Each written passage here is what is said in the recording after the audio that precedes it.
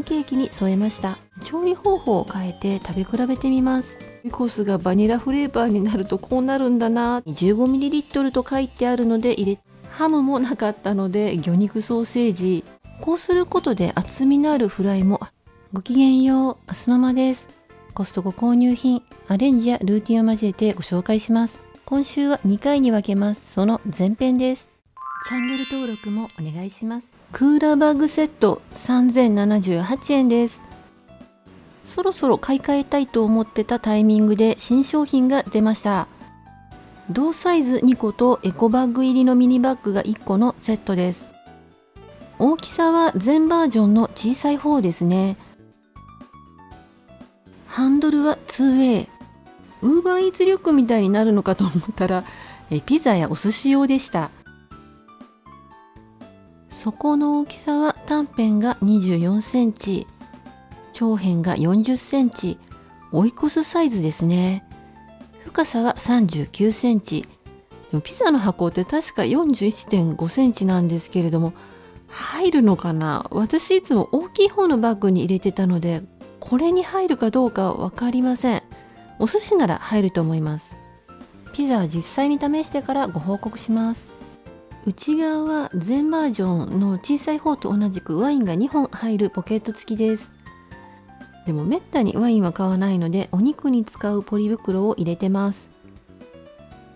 ショルダーがなくなったのは非力な私としてはマイナスポイントですけれども、ハンドルを面ファスナーで留めるとコンパクトに畳めるので助かります。そしてこのミニバッグが可愛い上に便利なんです。中にエコバッグが入ってます。エコバッグの大きさは深さは42センチ、幅も42センチ。待ちなしです。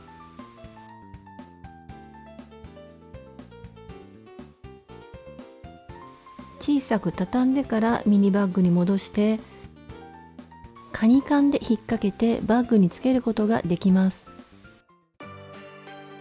昔ながらのパンケーキ2枚入りが5袋で998円です。身分倉庫オープン記念の新商品だそうで、こちらでも買えるようになりました。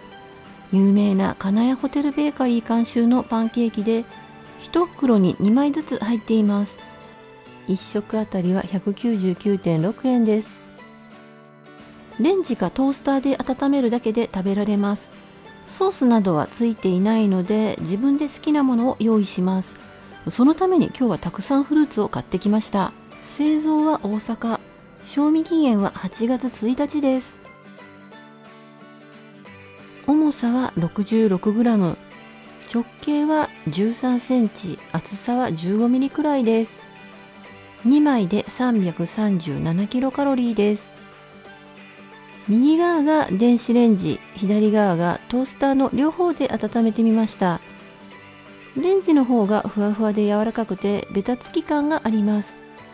トースターの方は表面が少し硬くサラッとしていますが、温め時間が短いので大差ないです。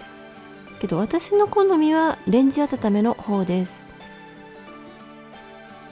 もちろんこのままでも美味しいんですけれども、シンプルなパンケーキなので盛りがいがあります。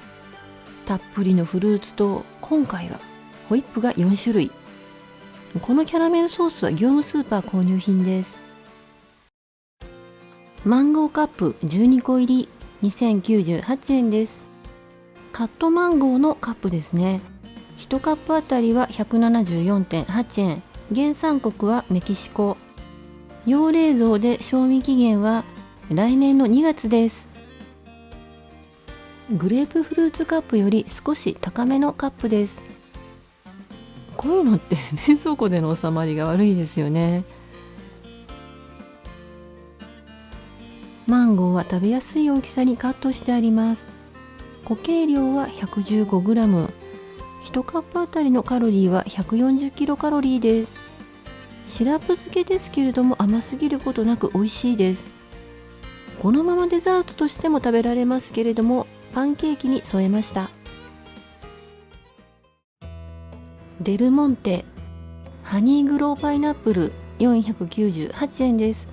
メルマガ掲載品です。甘くて美味しかったのでリピです。歯が綺麗で皮が黄色いものを選んできました。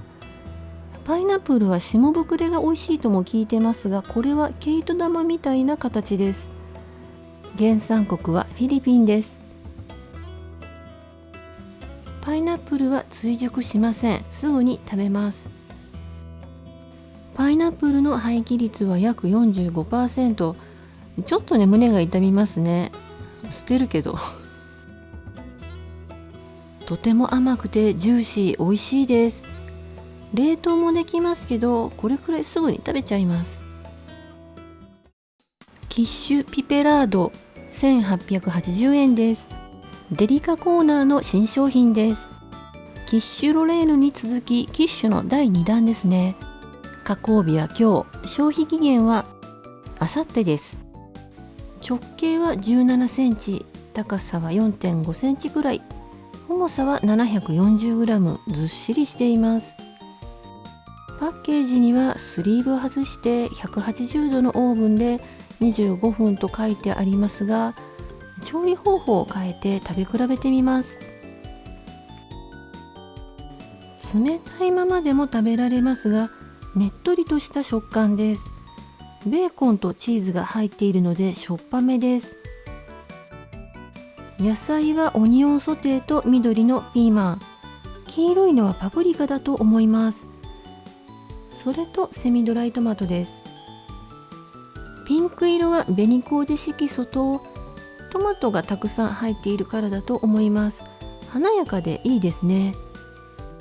左のお皿は電子レンジ 500W で50秒、右のお皿はトースターで180度で5分、真ん中は180度に予熱したオーブンで10分。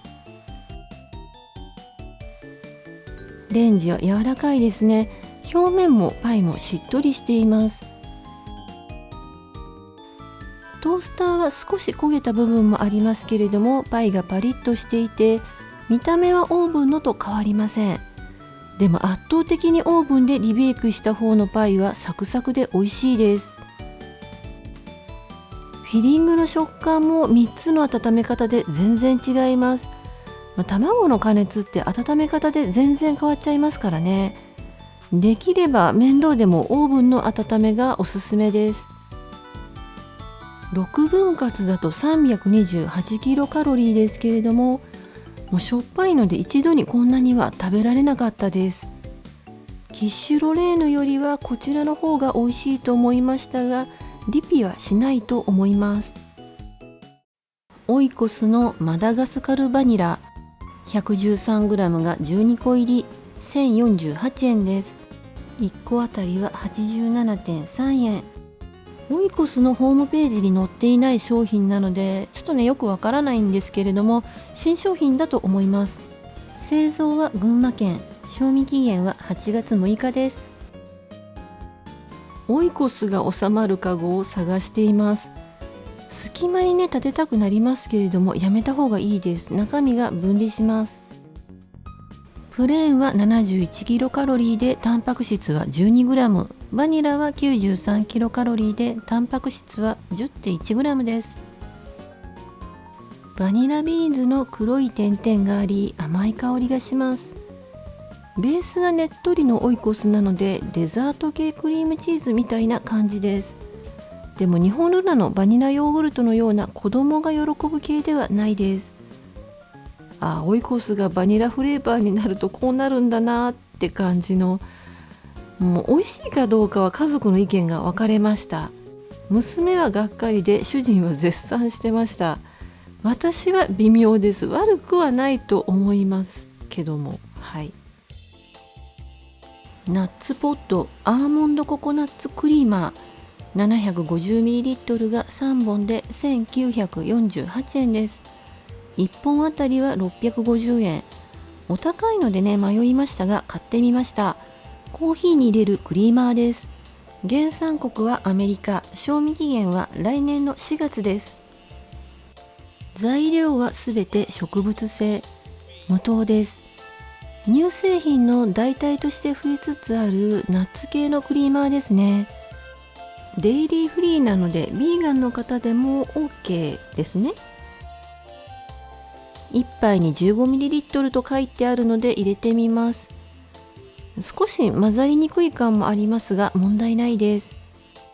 でもうちの1杯は普通の倍みたいでクリーマーの存在感がないです。結局 30ml 入れました。原液そのまま舐めてもみましたけれども、クリーマー自身の癖は全くなく、コーヒーにも馴染んで普通に美味しくいただけました。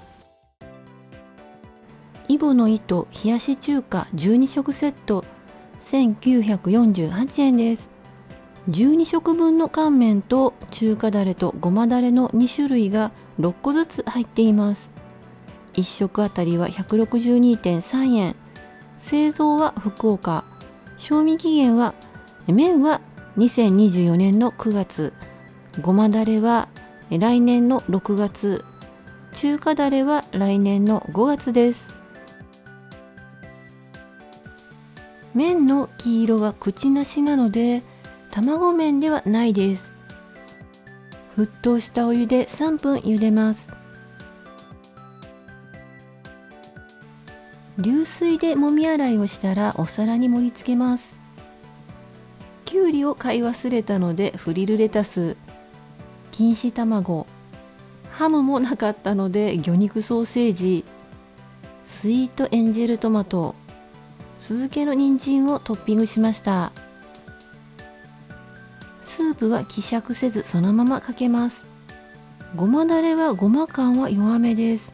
期待していた味ではなかったです。中華だれはレモンのさっぱり感もあって美味しいです。冷しゃぶっぽい印象です。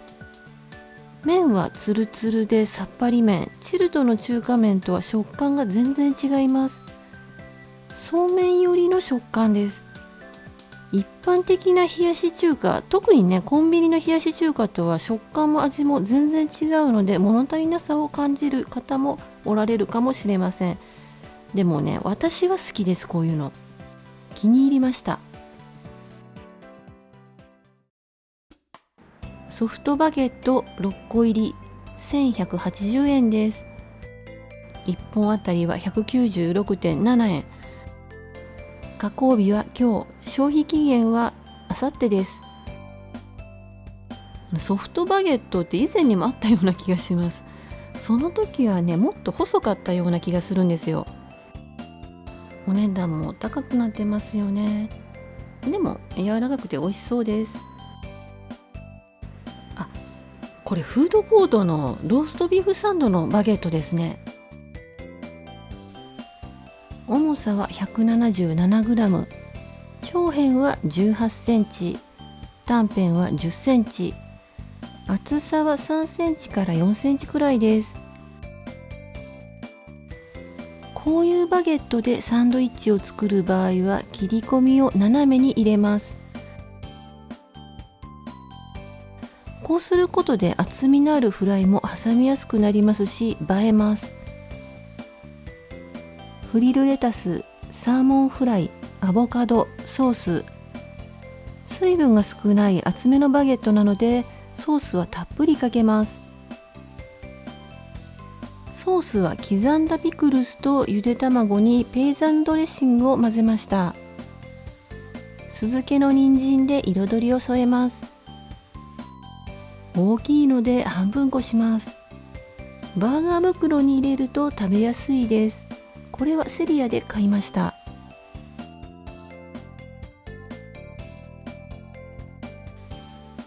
こちらはスイートエンジェルトマトとオイルサーディンとペーザーヌドレッシングを混ぜます。大人用にはマスタードを足します。カットしてマーガリンを塗ったバゲットにフリルレタス、フィリング、ゆで卵、酢漬けの人参を挟みます。こちらはお酒のおつまみ用なので4分割にしました。毎週金曜日にまとめ買いをしています。レビューは数回に分けて編集完了次第アップしていきます。チャンネル登録をお願いします。概要欄にご紹介しきれなかった購入品も含めた価格情報などを載せています。お買い物の参考になさってください。今回も最後まで見てくださりありがとうございました。